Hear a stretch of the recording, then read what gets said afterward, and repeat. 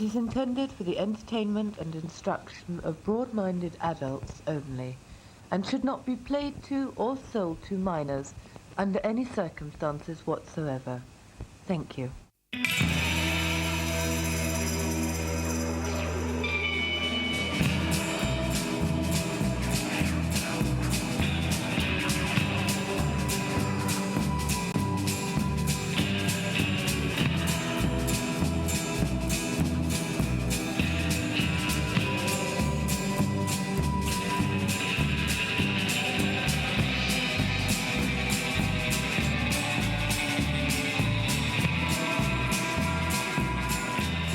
Broadcasting from the floating pie pan in the sky at Groom Lake Analog Recordings.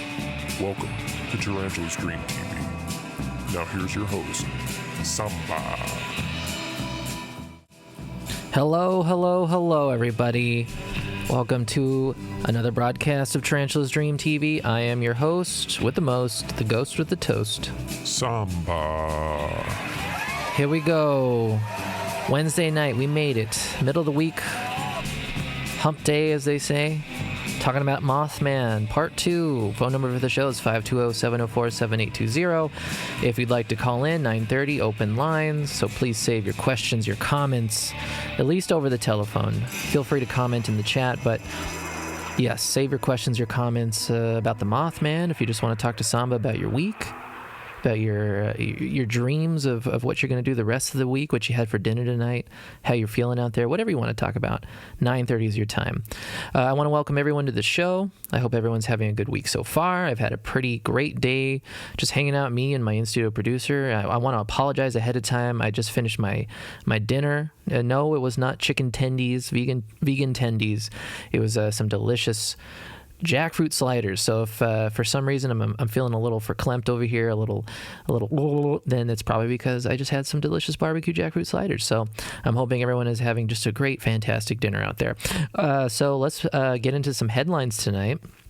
First off tonight is a headline from NPR.org with new video footage. Managers show how close rioters got to Pence and lawmakers. House impeachment managers show chilling new footage to senators during day 2 of Donald Trump's Senate impeachment trial, highlighting just how close the violent mob got to then Vice President Mike Pence and congressional lawmakers on January 6th. Video from the U.S. Capitol's security camera shows members of Congress evacuating their chambers, including one clip in which Utah Senator Mitt Romney is warned of a nearby mob and darts the other way. In another video, a rioter is heard looking for, for House Speaker Nancy Pelosi as the rioter paces down a hallway. Also shown was a police officer's body camera footage for more than 2 hours after the Capitol was breached of officers brutally assaulted by the mob. One officer screams in anguish as he is crushed in a doorway by the rioters. 2 impeachment managers, Stacey Plaskett of the U.S. Virgin Islands and then California Representative Eric Swalwell, both Democrats, presented the footage Wednesday, pausing to share context on the timeline of the events, as well as a model that tracked the progression of rioters as they entered and moved within the Capitol. After the presentation was over, Romney told Capitol Hill reporters that viewing the footage was an emotional experience.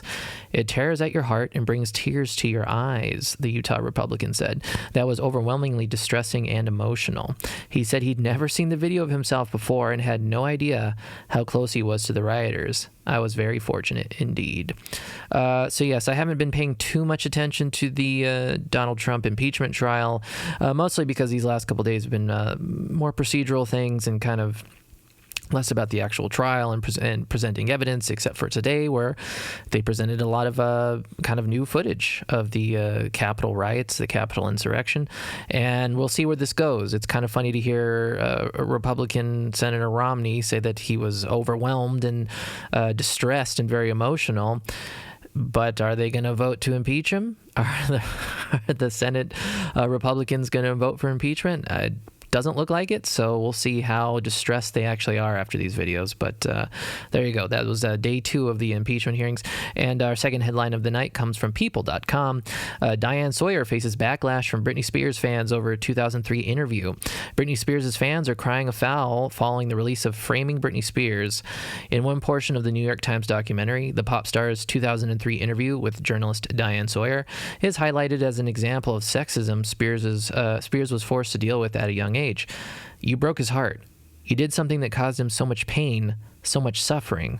What did you do? Sawyer, 75, asked a then 22-year-old Spears during the interview conducted after her public split from Justin Timberlake. Sawyer also pressed Spears on a comment made by Kendall Ehrlich, who was Maryland's first lady in 2003. In a speech at an anti-domestic violence conference that year, Ulrich slammed Spears as a bad influence, saying, "Really, if I had an opportunity to shoot Britney Spears, I think I would." While Spears, 39, appeared shocked by Ulrich's comments, Sawyer seemingly defended the former prosecutor during the interview. "It's because of the example for kids and how hard it is to be a parent," she told Spears.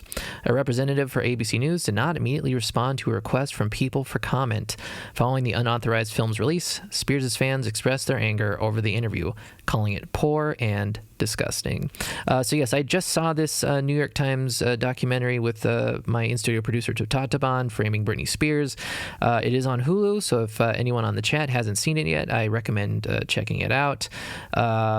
It's good. It's about an hour and 15 minutes or so, and really gives a lot of great context for sort of Britney Spears' mental state, especially in that nice little meaty period where paparazzi were really just not giving her any release, any breaks at all, especially as she was out in public, and really just shines a light on kind of how poor the media and kind of entertainment news and people were, the kind of their outlook on Spears and what they, the way that they judged her, and really just kind of drove her to kind of want to step back from the spotlight in a very unhealthy way. So yes, please check this out. And, Diane Sawyer, what were you thinking? Come on, Diane Sawyer. Anyway, so before we get into some of that delicious, juicy, perfectly cooked night meat, I want to bring attention to one more thing over here. Let me open up my window over here. There we go. So I want to bring attention to an organization called Dos Beotas. They're a grassroots mutual aid network working towards food justice, water rights, and autonomous communities.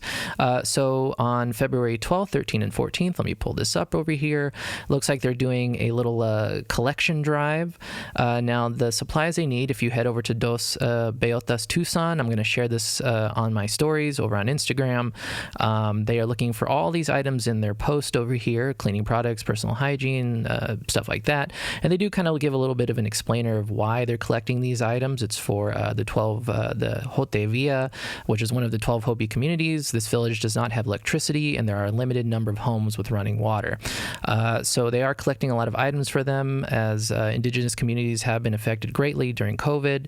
And if you're unable to drop off any of these items, at the very end here, they have a little slide where you can actually Venmo money to Rusty Ramirez, who actually I know. They're a very solid person. You can really be assured that that the money is going to the right person, and they're using that money to buy more supplies, to kind of get these supplies over to where they need to go. So please check out Dos Beotas Tucson on Instagram. I'm going to share this over on my story after the show, and it looks like they're collecting items from February 12th, 13th, and 14th from 12 p.m. to 4 p.m. So please check them out when you get a chance. So let me get back over here to my window over here, and let's get into, you've been waiting for it, that juicy meat of the night.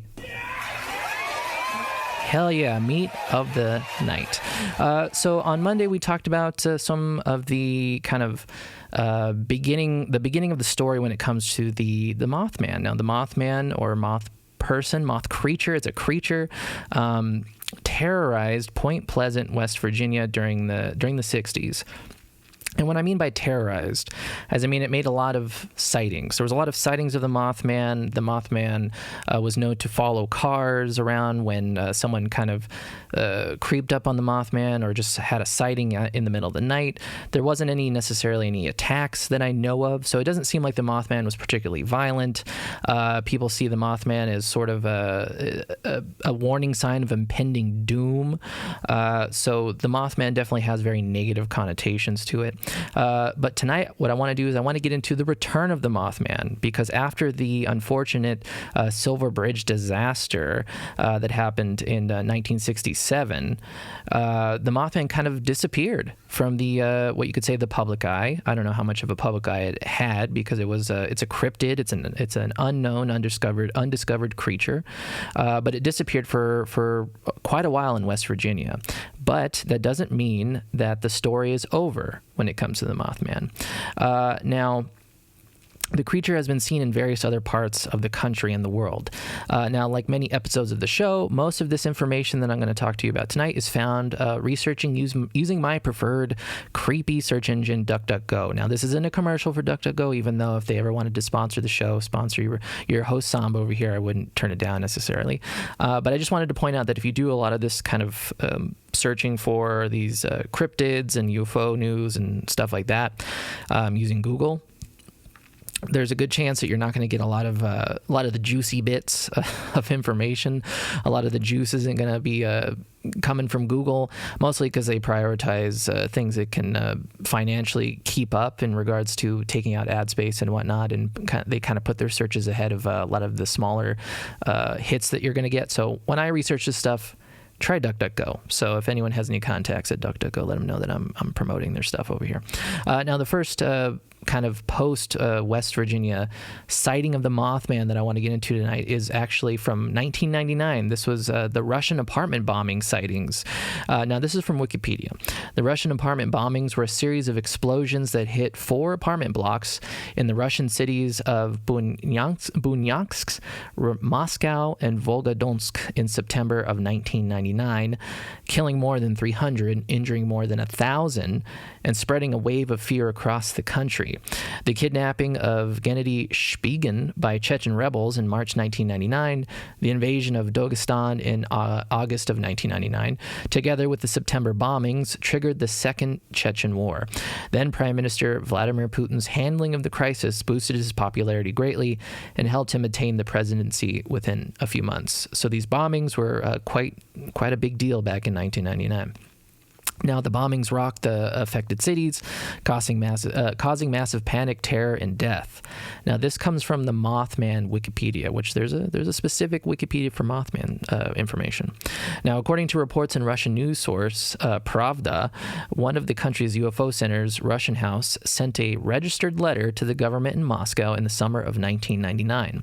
The letter predicted the explosion of an apartment building in Moscow. No one at the government level treated the letter with any degree of seriousness due to its odd nature and statements. On September 13th, 1999 at 5 a.m., a large bomb exploded in a basement of an apartment block on Kurshkoye Highway in southern Moscow, about 6 kilometers from the place of the last attack. This was the deadliest blast in the chain of bombings, with 119 people killed and 200 injured. The supervisor of Russian House, Alexander Goltsev, stated to Pravda, "We were afraid of Federal Security Bureau agents to come here and claim that we were involved in the act of terrorism. That is why we cannot prevent catastrophes. We are afraid. We managed to find 2 pensioners who said that they saw some strange birds who had human outlines with legs, arms, and heads." Goltsev indicates that the winged creatures were appearing over the apartment building.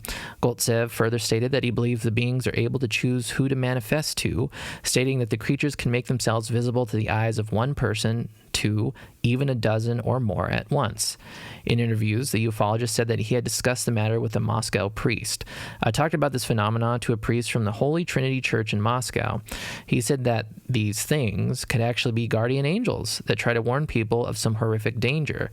Now, these sightings aren't the only ones that are based in Russia. And this isn't the only time that I've heard, looking at Mothman stories, that some people might consider these guardian angels, and not necessarily demonic or ominous in nature, that they're actually trying to warn people of the impending danger, even though they give off a very scary, doomy vibe with their bright red eyes and kind of just bat-like features.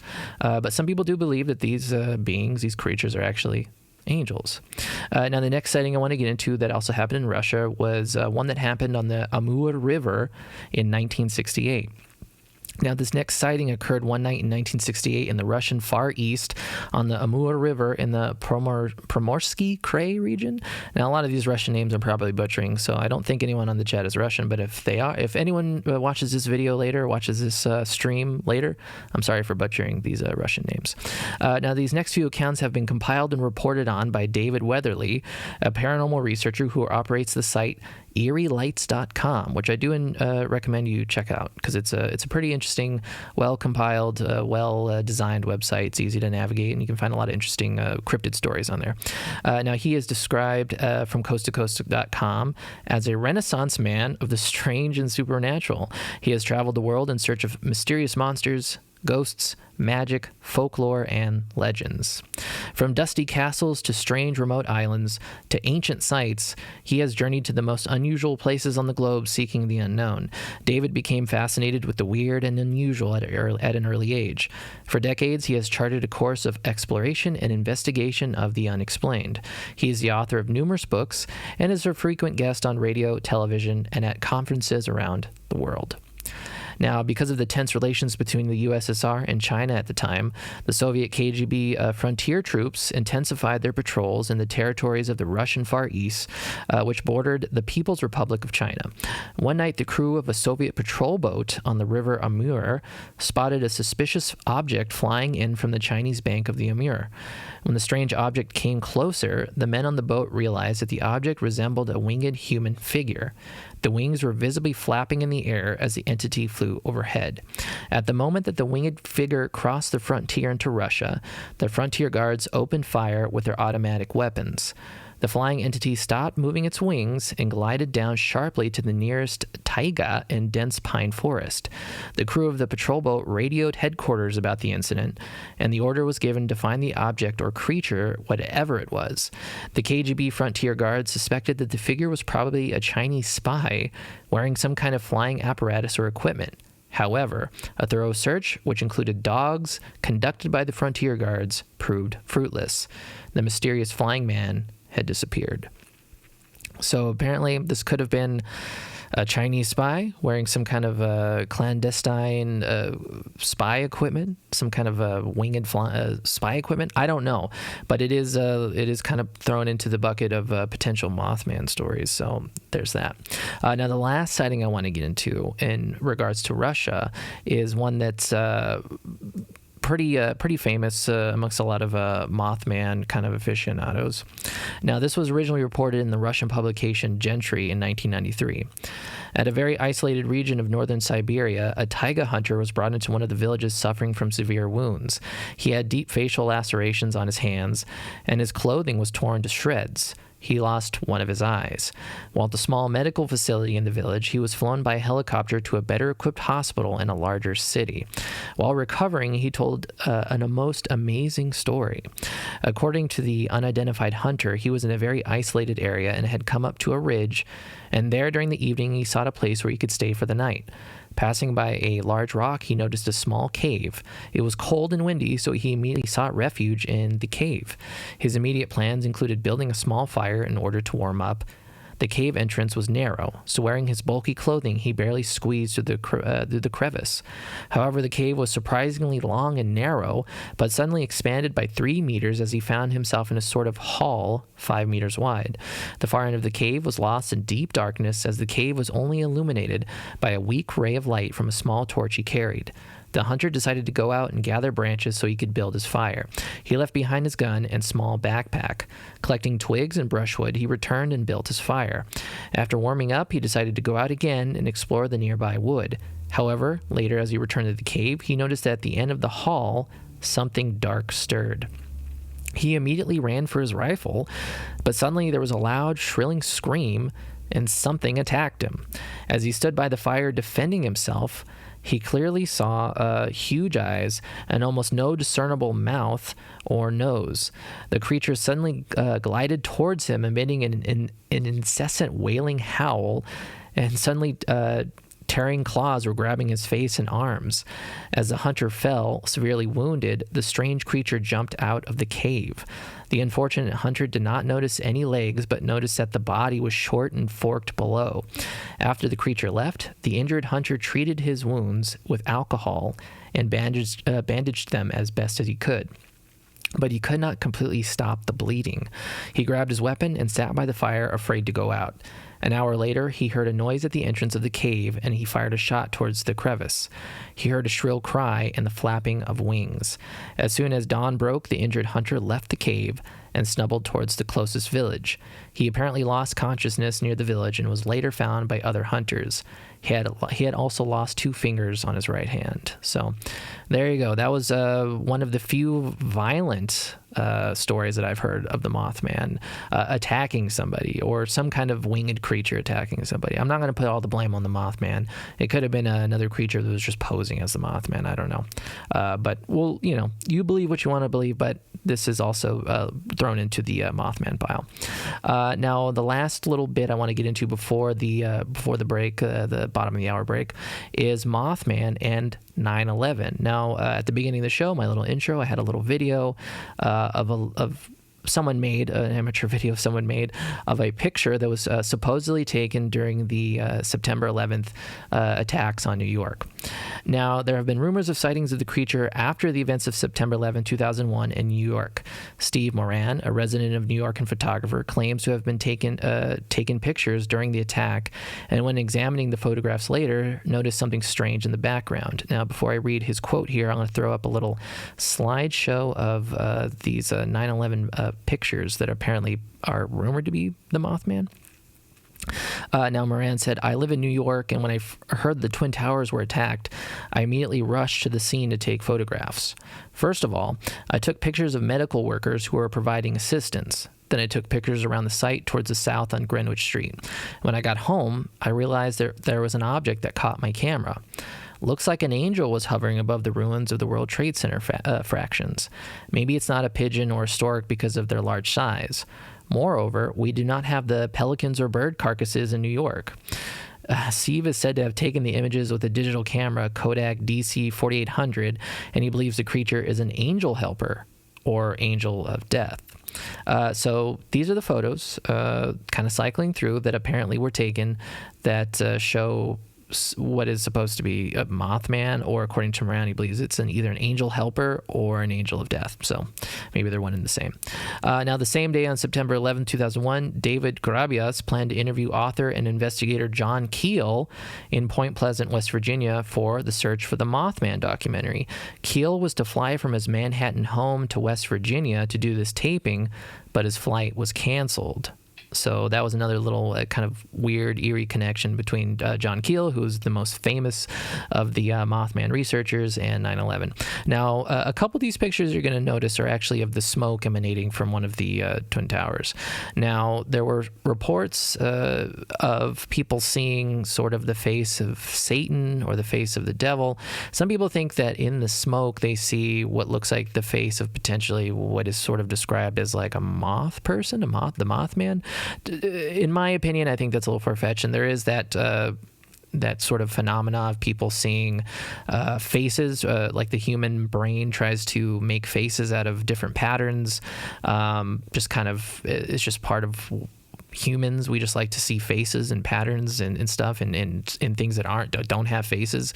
So I think that's what's happening here, but that is sort of a rumor, the rumbling in the conspiracy community, that this is the face of Satan, or maybe even potentially the face of the Mothman. So there you go. So it's a few minutes before the bottom of the hour. Let me check a couple of these comments over here. Doesn't look like it's popping off too hard. Trial and Error Collective, hell yeah. Time for the meat of the night. Hell yeah, love that night meat. Trial and Error Collective, hashtag free Britney all day, every day. Trial and Error Collective, I assume that you saw the free Britney, or the Britney Spears documentary on Hulu. It was very good, and I enjoyed it. If not, felt a little bad watching it afterwards because Britney, she's hasn't been treated very well. Eggs and Eyes, the juice is loose.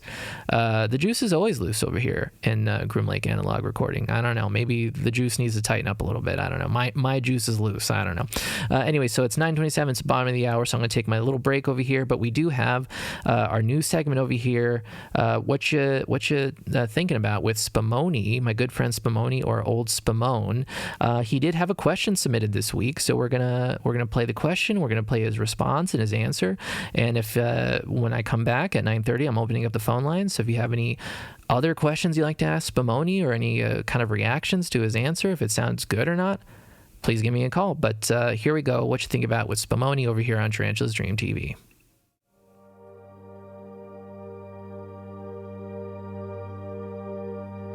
Hello, my cosmic cashews. Spumoni here, cruising around time and space, ready to answer your questions on anything. And I mean anything. Tonight's question comes from Pizza Pie. She says, Hello, Spumoni Hotline. This is Pizza Pie in the Sky.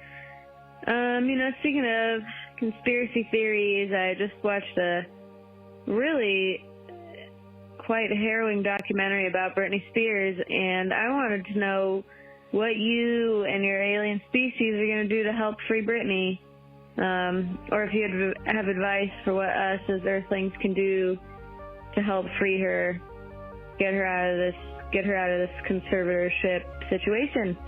Please let us know. Thank you. Pizza Pie, thank you for that wonderful question. On my planet Vestigio, we don't have what you call a conservatorship. In fact, I had to search the galactic database just to find out what it meant. After researching the human dubbed Britney Spears, I have to say it sounds quite awful what has happened to her. Unfortunately, my kind cannot interfere with the affairs of humans, per the Interdimensional Ant Farm Treaty of the Galactic Federation, regardless of how much of a bop Hold It Against Me is.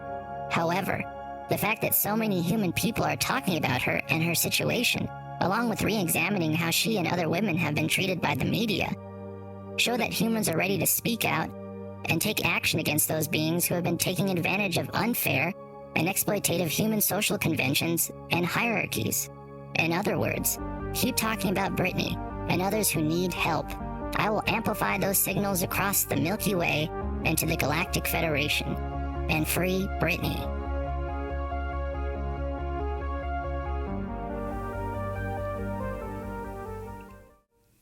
There you go. That was What You Thinking About with our good friend Spumoni over here on Tarantula's Dream TV, answering a question, a very topical question, especially with that headline that I read tonight in regards to the Free Britney movement.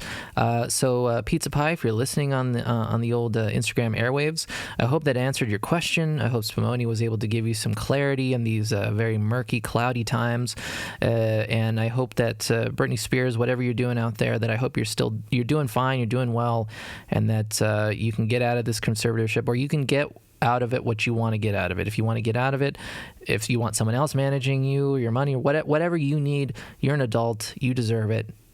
That's the path forward. But anyway, it is 9:30 over here on Tarantula's Dream TV, and it is open lines. Phone number is 520-704-7820 if you'd like to call in and talk to old Samba over here. We can talk about the Spumoni answer, old Spumone, if it was satisfying. We can talk about the Mothman. We can talk about whatever you want to talk about over here on the show. It is open lines. Let me check the chat one more time before we get back to some of this delicious night meat. Eggs and Eyes, does anyone remember when her fans told her to wear yellow if she needed help, and she made a post with her wearing a yellow shirt or something along those lines? I don't remember that, Eggs and Eyes, but that in the documentary, they did talk about kind of combing through her Instagram posts and trying to extrapolate sort of this, like, these hidden meanings behind her posts, because potentially she wasn't able to vocalize what was actually going on with her life. So something like that doesn't seem all that far-fetched, and potential. And I would say it's beyond conspiracy. It's probably truth. So there you go.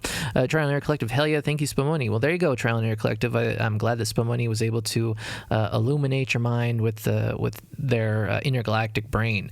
Eggs and Eyes. Also, Samba, what's your favorite Britney jam? Honestly, Hold It Against Me is a great later period Britney song. I don't even know if it's necessarily considered later period. I don't really know what period that falls into, because I'm not sure when the last time she released new music was. I was definitely, if I was to say I was a fan of any of the Britney stuff, it would be the sort of the later period where she had matured in regards to the music itself. The production was less kind of that sort of 90s like poppy stuff, and it was more like the electronic kind of production. I don't know how you want to describe it, but something along those lines. Trial and Error Collective. Also, yes, Eggs. I remember that. Did anyone see her most recent post? So obviously written by her PR. I have. If anyone on the chat wants to check out that post, please check it out. Maybe describe it a little bit. I don't know. Again, this whole Free Britney movement and Britney Spears. I hope it seems sort of like.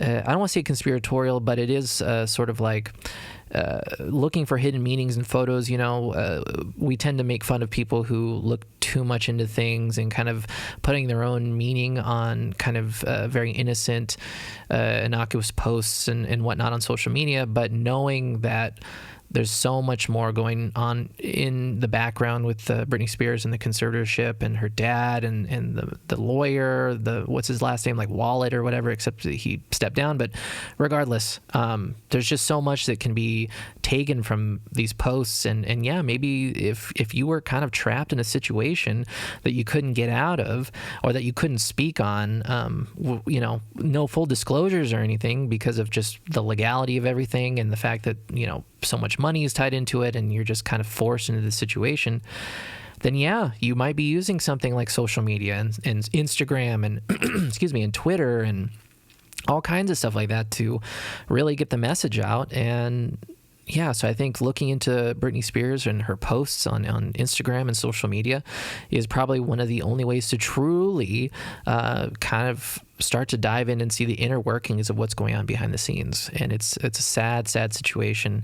And the only good that really can come out of it at this point is the fact that it has been amplified so much by stuff like this New York Times documentary. And I mean, obviously this was shot before, the documentary came out, but there was already the Free Britney movement and stuff going on.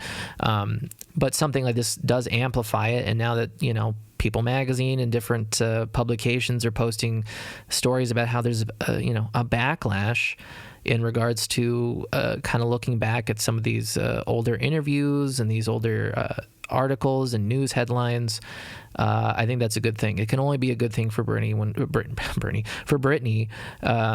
to kind of scrutinize those things and again keep shining a light on it so that it's fresh in the public eye, because the news cycle will just swallow this stuff up and spit it out and move on. And something like that needs to kind of keep rolling a little bit, keep rolling, along with a lot of other things that are important as well. But, can't leave Britney in the dark because, again, she's a person, she's brought a lot of joy to a lot of people, and her situation is unfair and it's strange. So that's all I'm going to say about the Britney Spears situation right now. But let me get back into some of this delicious meat of the night over here with our Mothman.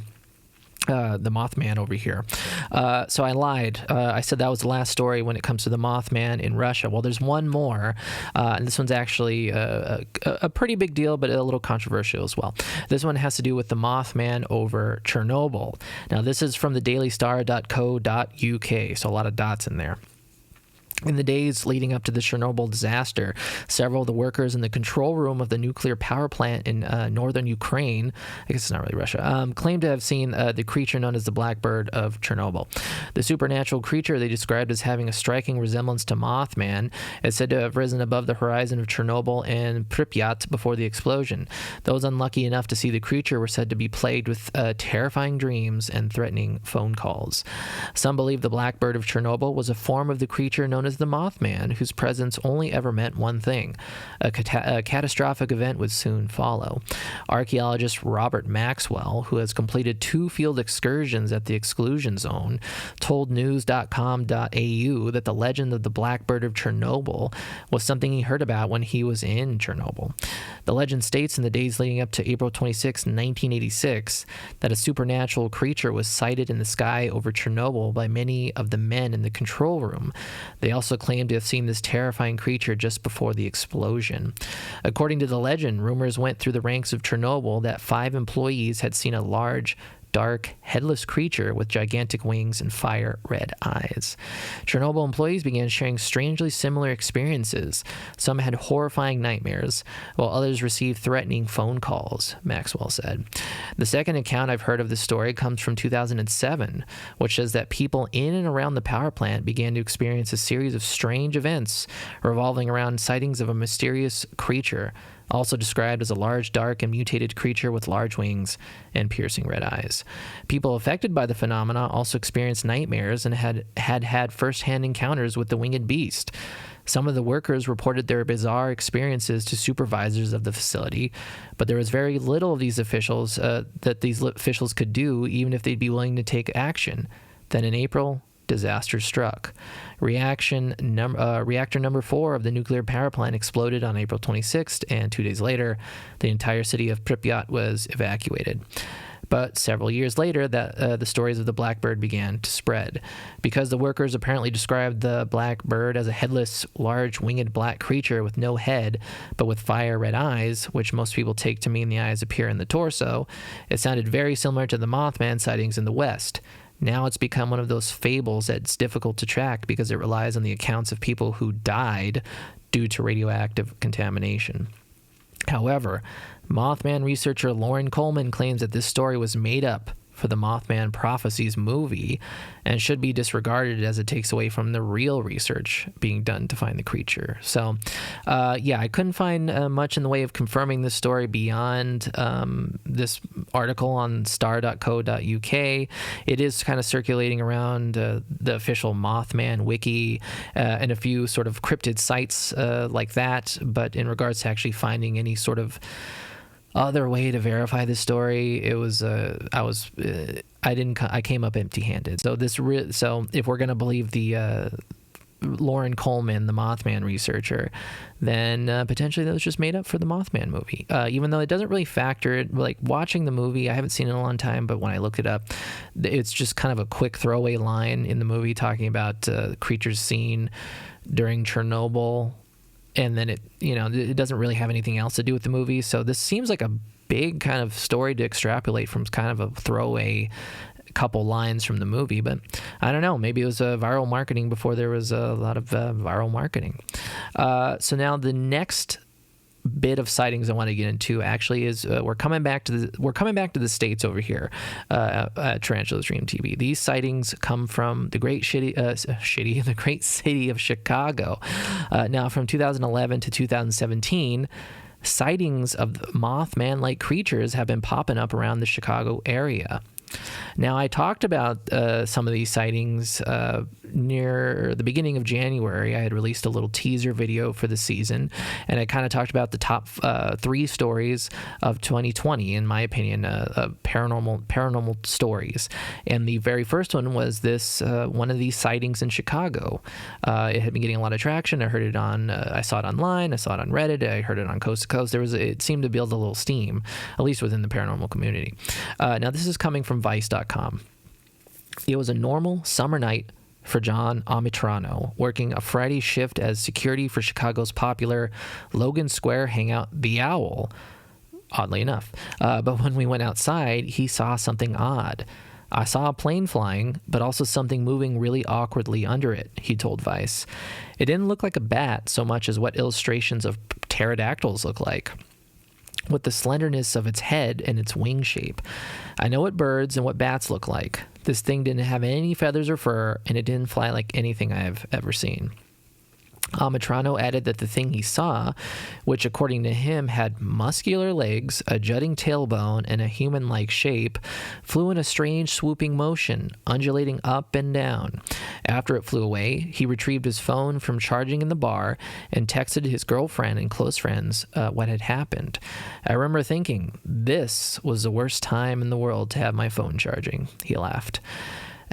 No, that's pretty much the end of this John Amatrano sighting. But this Vice article does kind of go into sort of talking about different Mothman sightings in Chicago, as it, for whatever reason, there does seem to be some sort of paranormal hub going on right now in Chicago. Now, in 2017, there were at least 55 different reports of flying humanoid creatures in Chicago. That's a lot of flying humanoid reports, 55.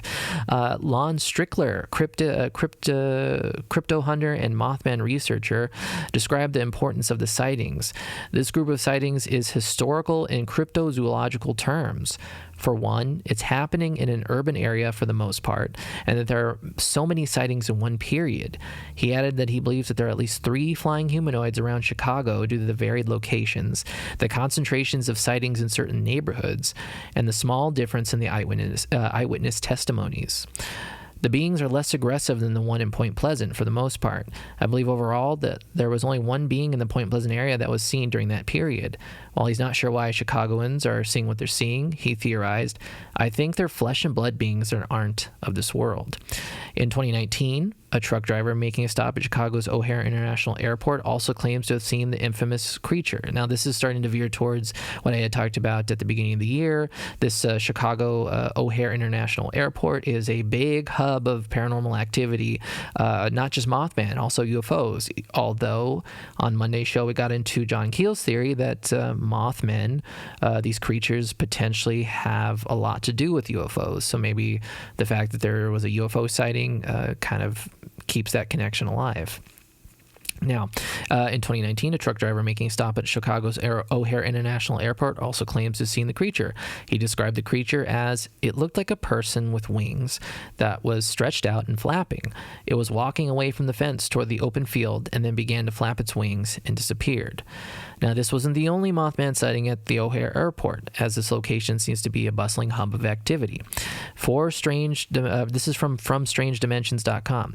UFO Clearinghouse received another witness report from someone claiming to have seen a red-eyed, winged creature also at O'Hare Airport on December 3rd. Now, this is December 3rd of last year. The witness, an employee at O'Hare, was patrolling the fence line surrounding the airport when he noticed a large person, quote-unquote, standing in a nearby creek. He stopped his car and turned on his lights, and only for the so-called person to turn and look up, displaying 2 very bright red eyes. It then allegedly turned away and unfurled a set of wings and began to flap them. The mysterious figure then disappeared into the night sky. Lon Strickler of Phantoms and Monsters highlighted another case that occurred on October 5th of 2019, in which the witness, while sitting in a car, encountered a tall, thin, winged creature walking out from some nearby trees. The creature reportedly also stood around 7 feet tall and appeared completely black. It, too, had glowing red eyes and eventually spread its wings and took off. A few days after this report was shared, the witness contacted Strickler with more information. There may have been other witnesses, he said. It unfurled its wings, and after a few seconds, it began to flap them, slow at first, then faster and faster as it leapt into the air. It flew like a large bird would. Now, if you head over to singular14.com, for F-O-R-Teen, T-E-A-N, you can find a huge compilation of other Mothman articles from the last few years, detailing many sightings in the Chicago area, mostly from the airport. Now, this is an account from a witness heading to the airport on a shuttle. The being was squatted down. His arms appeared to be gripping the guardrail and was very long and very skinny, almost bony and jet black. He did not get a good look at the fingers of the entity, but he described the length of the arms to be around 3 feet long, although he could not give an accurate measurement. The witness says that even squatting down, the entity was still about 4 feet tall and featureless, other than the 2 illuminated eyes, and he described as ruby red in color. He did note that the head was not overly large and appeared to be rounded at the top. The wings were black and were large and pointed at the end. appearing to be segmented but still looked like the wings of a large bat. The pilot estimated the wings to be at least 10 feet long from tip to tip and about 5 feet in height. They appeared to be taller than the being by at least 2 feet, and they were black in color. Now, when asked about the encounter, the witness stated that the entity did not move at all. It stayed perched on the guardrail, held its ground, and did not move other than its head. It didn't move anything other than its head to follow and maintain eye contact with the witness. When asked how he felt during the encounter, the witness said he felt helpless and a little apprehensive, but did not describe any overwhelming feelings of dread or fear. The witness described the entire encounter taking approximately 10 to 15 seconds from beginning to end. So what I find interesting about that particular story is even though he says, like, oh, the Mothman, the creature was featureless, he does give quite a bit of description on what it looked like, and he even said that he's pretty much stared down this Mothman or this creature. A lot of these sightings are kind of seeing it from behind, seeing it moving and then flying away, only getting a glimpse really of the creature from the front, seeing the red eyes and then disappearing. But this person is saying they essentially stared it down and it didn't move and just maintained eye contact, which if this account is true, then that means this person had a very good look at the creature. There's theories that the Mothmen are just birds, just big birds in the night. They seem like bigger and more human-like than they actually are. But this person apparently stared it down. So I don't know, very compelling indeed. Now, one of the last things I want to get into is Point Pleasant. We're going to go back to the well of Point Pleasant. Now, the town of Point Pleasant has leaned into its paranormal infamy. Now, each year, the town hosts the official Mothman Festival. Now, this is from MothmanFestival.com. The Mothman Festival is an annual gathering that commemorates the mysterious visit of the Mothman in the 1960s and is a great event for all ages. It's held annually in downtown Point Pleasant, West Virginia, and features live music, merchandise from various vendors, great food, cosplay, speakers, and of course, you. Now, the event is free unless you want to visit the Mothman Museum. Now, I'm going to put a little slideshow here of some of the cool photos I found on MothmanMuseum.com. So here we go. I'll throw that up while I talk about the museum a little bit. Now, some of the things you will discover at the Mothman Museum include some rare archives all about the Mothman and the mysterious happenings that occurred in Point Pleasant in 1966 and 67, original press clippings and video footage of the Silver Bridge disaster, UFO activity, and Mothman articles, a merch store filled with t-shirts, hoodies, novelties, carrying bags, books, stickers, buttons, and more. Basically everything Mothman. Rare handwritten police reports from the original Mothman eyewitnesses documenting what they experienced, Mothman prophecies, prop collection used in the film, lifelike costumes and replicas perfect for photo ops, and it's located right next to the famous Mothman statue, which you'll see in the slideshow over here. It's not the one that looks a little more cartoony. There's one that's made out of metal, and that's the famous Mothman statue. Now, there's also exhibits on John Keel, Mary Hyre, the Silver Bridge, and Men in Black. So at some point, when traveling is safe, it might be fun to take the show on the road and maybe to make a little stop over at the Point Pleasant, West Virginia Mothman Museum. Maybe even stop in New Mexico and check out the Roswell Museum as well. Maybe make a paranormal museum tour one of these episodes over here. But for now, all I can do is live through these pictures, and I'm hoping everyone is enjoying these pictures as well. Now, the last thing I want to get into before we start closing out the show over here is exactly, and trigger warning, I'm going to curse, what the fuck is the Mothman? So what exactly is the Mothman? Now, the creature has been theorized to either be a sandhill crane, which I talked about on Monday. It's a very large bird, but it's not native to West Virginia, so it's arguable if that was what the Mothman is. Potentially a shitpoke, or a great blue heron. That's just one of the nicknames for this great blue heron, which again is it's another giant bird. It looks very similar to the sandhill crane. A very large American barn owl, or maybe even a bat. Now, the fact that this creature has never been found and photos of supposed Mothmen are scarce and flimsy when held up to scrutiny, this suggests that there is something else at play here other than a simple bird sighting. Now, John Keel's theory of ultra-dimensional beings, while lacking in any real physical evidence, does pose an interesting idea. Maybe these creatures, in general, we're going to talk about cryptids at least, not necessarily UFOs, but cryptids, are able to maintain such a low profile because of their ability to flow between different dimensional rifts, only appearing when they want to and disappearing just as quickly. Keel also proposed that paranormal encounters were a product of interdimensional beings appearing to people in different forms based on each individual person's mental state and beliefs. So this particular theory, the idea of extra-dimensional beings, that essentially paranormal sightings, cryptids, and UFOs, the reason why they're able to evade true study and most physical evidence and stuff like that is maybe they are interdimensional beings. Maybe they're just kind of floating through different dimensions and only really appearing in ours when they want to.